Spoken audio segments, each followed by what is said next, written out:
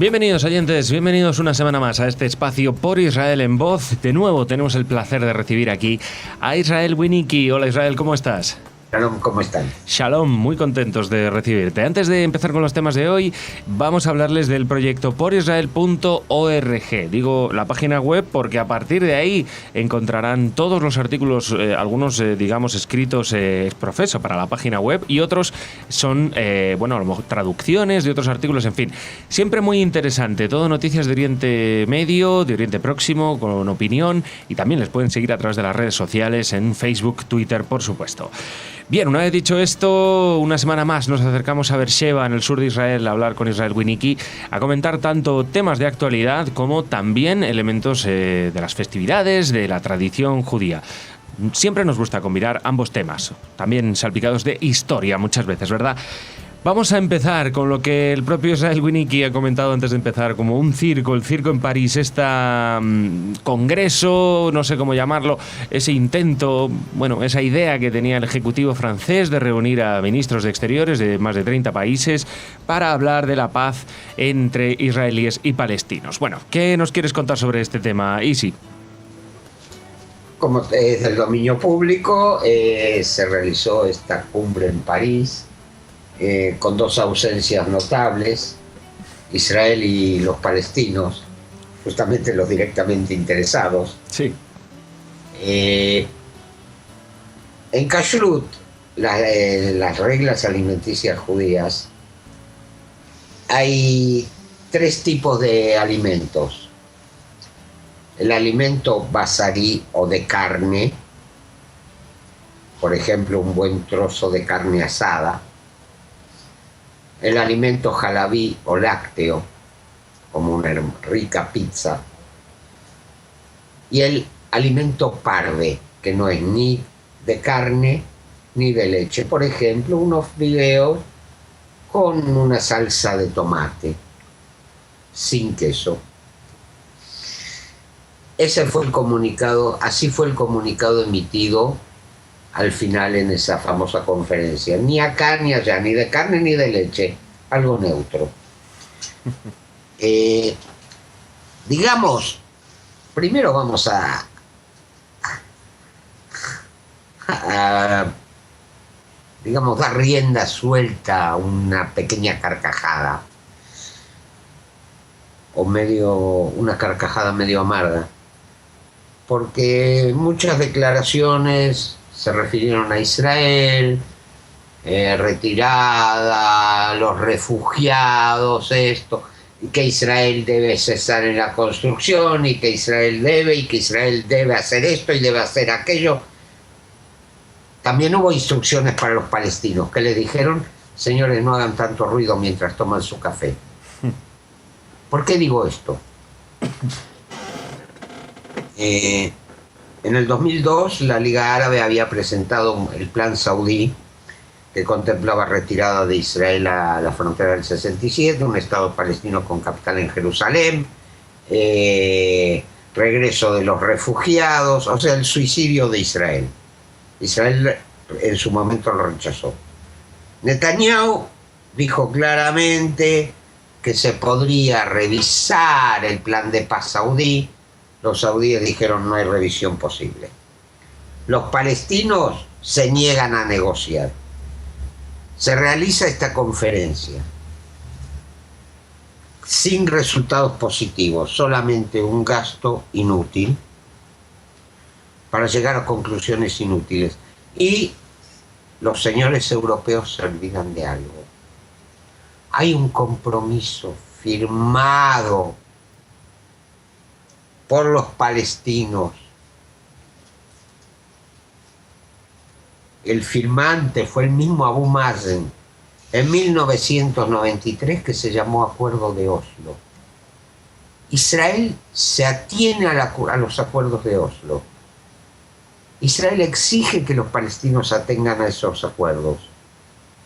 Los palestinos siguen mirando para otro lado. ¿Qué es lo que dicen de esos acuerdos, entre otras cosas? Negociaciones directas, sin intermediarios, sin otros países y sin presiones. Los palestinos hacen caso omiso de esto y de paso los países europeos le hacen el juego a los palestinos. Así nunca va a haber paz. La única forma que haya paz en Medio Oriente es que los mismos europeos y la Liga Árabe le digan a los palestinos: señores, se terminó, siéntense a negociar. El problema es que no hay con quién negociar. Abu Mazen no tiene autoridad. Hamas no quiere negociar. En mi opinión, la única solución sería que Jordania se hiciera cargo de los territorios palestinos y terminar con todo esto. Pero Jordania tampoco los quiere. Claro. Bueno, sí, perdona, ahí sí. En fin, vamos a tener que esperar que ocurra algún milagro o que haya algún cambio en la autoridad palestina. Ya se baraja un nombre. Dan, una persona pragmática, una persona que seguro que si él asume el mando entre los palestinos, jamás no va a entrar en Judea y Samaria, porque él los odia. Le mataron muchos parientes y sabemos que entre los árabes el clan manda. Y es un hombre pragmático y realista. Bueno, pues veremos a ver si se producen esos cambios en la autoridad palestina. Es la única salida que vemos, como tú bien dices. Y de todas maneras, Sisi no dejará nunca de llamarnos la atención este circo en Francia, porque siempre decimos lo mismo. Vemos, y además hemos podido ver fotografías de las manifestaciones que tienen en el propio país con el tema de la reforma laboral. Quiero decir que siempre es fácil ver el error en el país ajeno y no verlo en el propio. Es decir, bastantes problemas tiene ya el gobierno francés dentro de su propio territorio, no solo en materia laboral o en materia social, sino muchos otros temas, como para tratar de venir y dar lecciones de lo que se tiene que hacer o no en Oriente Próximo, ¿no? Eso es un tema que siempre remarcamos aquí. Viviendo de Francia o cualquier otro país, nos parece que en fin, que está fuera de lugar. Bien, dicho esto, dejamos la actualidad, nos vamos en este caso, bueno, recogemos de nuevo el calendario judío. Y si la semana pasada hablábamos de Yom Yerushalayim, tenemos otra fiesta por delante, bien distinta, pero muy bonita. Este domingo empieza Shavuot.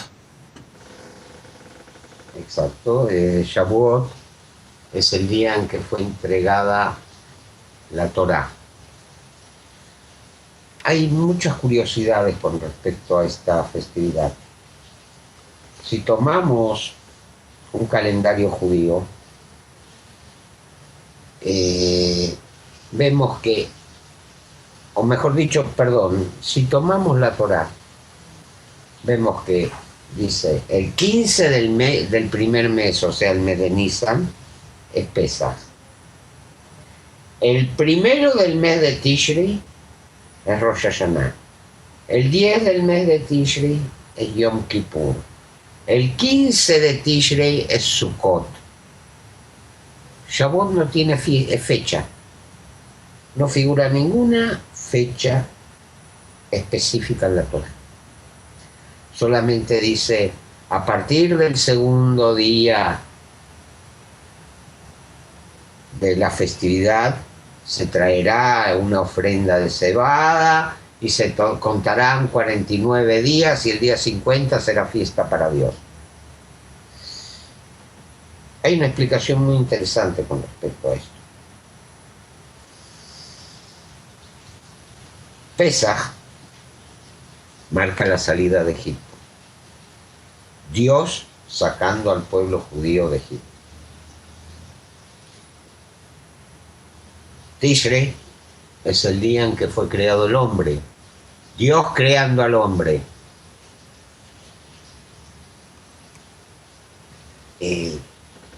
Yom Kippur es día del perdón. Dios perdona al hombre.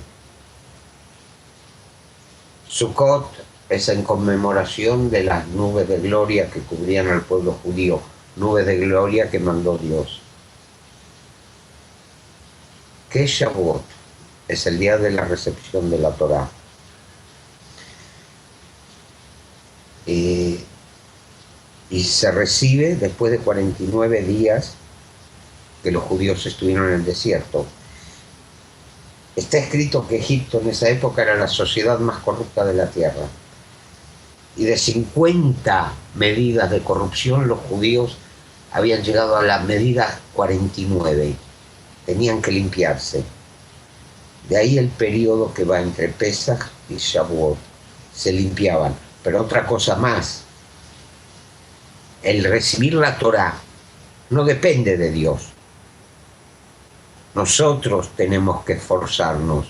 Por eso no hay una fecha justa en la Torá para esta festividad.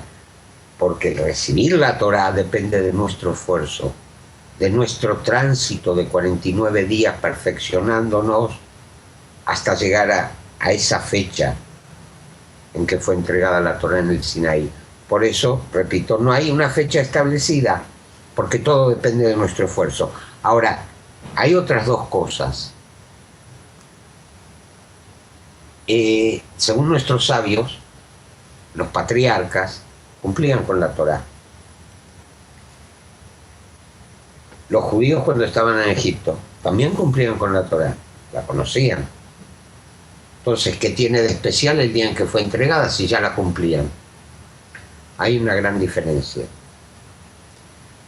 Como dicen nuestros sabios, en esa época había, hasta la entrega de la Torá había como una barrera.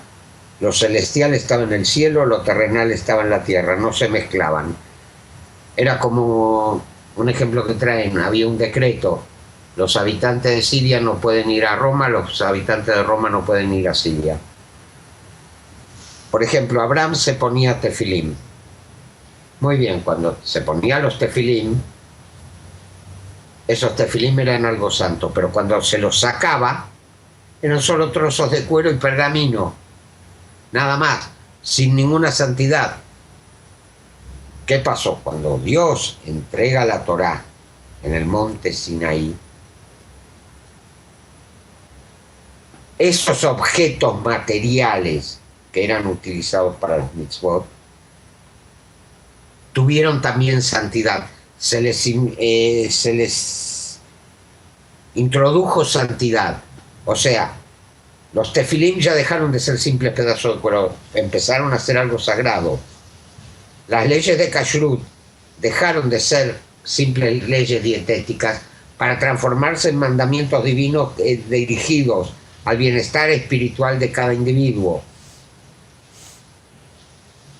Esa fue la diferencia entre la Torá de antes de la entrega en el monte Sinaí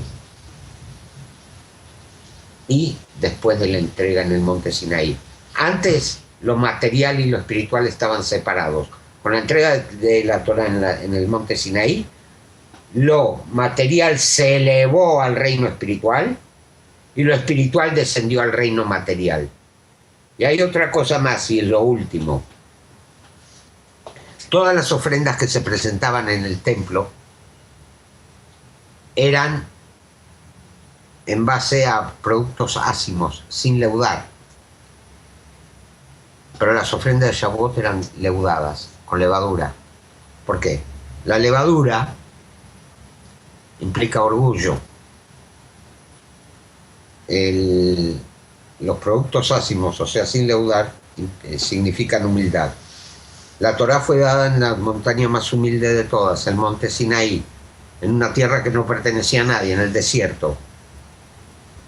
Pero ese día de Shavuot, la ofrenda era con levadura. ¿Por qué? Porque una cosa es aquel humilde esclavo que es rescatado y es liberado, no por sus méritos, sino por una promesa, y es rescatado por Dios, que aquel que a través de un recorrido de 49 días perfeccionándose llega hasta el sumum de la humildad, que es el monte Sinaí, y recibe la Torá, entonces ahí puede estar orgulloso de sus logros. Por eso la ofrenda de Shavuot era leudada. que tengamos Hag Sameach y nos encontraremos próximamente. Por supuesto, Israel, estamos deseando ya encontrarnos contigo en 7 días. Hag Sameach, hasta la próxima. Hasta la próxima.